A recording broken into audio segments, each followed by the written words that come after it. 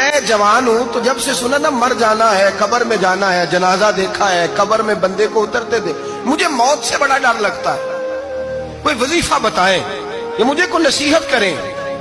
تو میر عبدالواحد بلگرامی رحمت اللہ علیہ فرمانے لگے، بیٹے تیری جیب کس طرح کی ہے، پیسے کس طرح کے؟ کہنے لگا حضور بڑا کرم ہے اللہ کا، مالدار ہوں، خوشحال ہوں۔ آپ نے فرمایا ایک پروگرام، یہ نہیں اس کو نفسیاتی طور پہ مطمئن نہیں کیا، نہ آپ نے اسے کوئی وظیفہ بتایا، نہ ذہنی طور پر اسے کوئی لیکچر دیا، کہ فرمایا تیری مالی پوزیشن کس طرح کی ہے؟ کہنے لگا حضور میں الحمدللہ مالدار ہوں، اللہ نے مجھے نوازا ہوا ہے۔ آپ فرمانے لگے اس طرح کر، روزانہ کی بنیاد پہ صدقہ دینا شروع کر، اور فرض نماز کے ساتھ ساتھ روزانہ کی بنیاد پر چند نفل پڑھنے شروع کر۔ صدقہ روز دے، 10 روپے دے لیکن دینے روزانہ ہے، 15 روپے دے لیکن دینے روزانہ ہے، روزانہ کی بنیاد پر صدقہ کر۔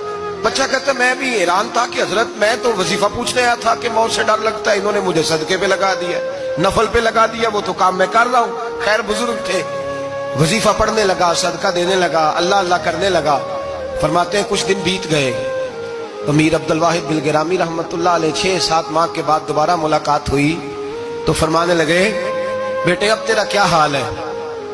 تو وہ نوجوان کہنے لگا حضور اب مجھے مرنے سے ڈر نہیں لگتا، بلکہ اب تو میرا مرنے کو دل کرتا ہے۔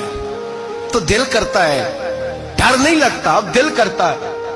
اور حضور آپ نے میرے ساتھ کیا کیا ہے کہ میرا تو دل کرنے لگا ہے مرنے کو، خوف نکل گیا ہے، دل کرنے لگا ہے میں جاؤں۔ تو بڑا خوبصورت ارشاد فرمایا، کیا بات ہے، اللہ والوں کی باتیں اللہ کے لشکروں میں سے لشکر ہوتی۔